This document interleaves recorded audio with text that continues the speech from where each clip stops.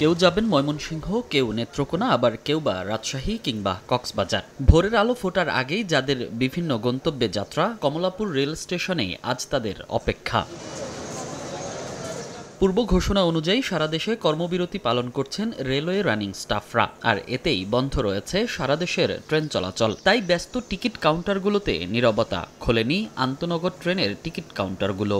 আমরা জানি যে ধর্মঘট চলছে এখানে, এই কারণে আমরা টিকিট বিক্রি করছি না। আমরা জানতাম না, এখানে আয়াই ভোগান্তি। কাউন্টারে না করে দিয়েছে, অবরোধ। অনেক কষ্ট, এত রাত্রে এখন আমি কোথায় বাস স্ট্যান্ডে যাব।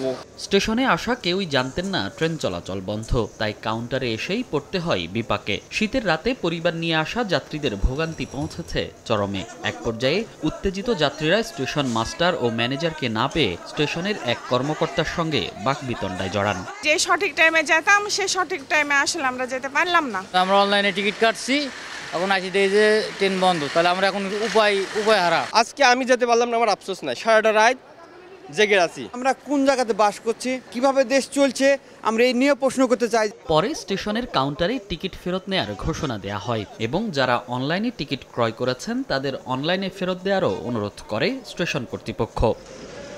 এর আগে মূল বেতনের সঙ্গে রানিং অ্যালাউন্স যোগ করে পেনশন দেয়া এবং আনুষঙ্গিক সুবিধা দেওয়ার দাবি পূরণ না হওয়ায় সোমবার রাত ১২টার পর থেকে কর্মবিরতি পালনের ঘোষণা দিয়েছিল বাংলাদেশ রেলওয়ে রানিং স্টাফ ও শ্রমিক কর্মচারী সমিতি।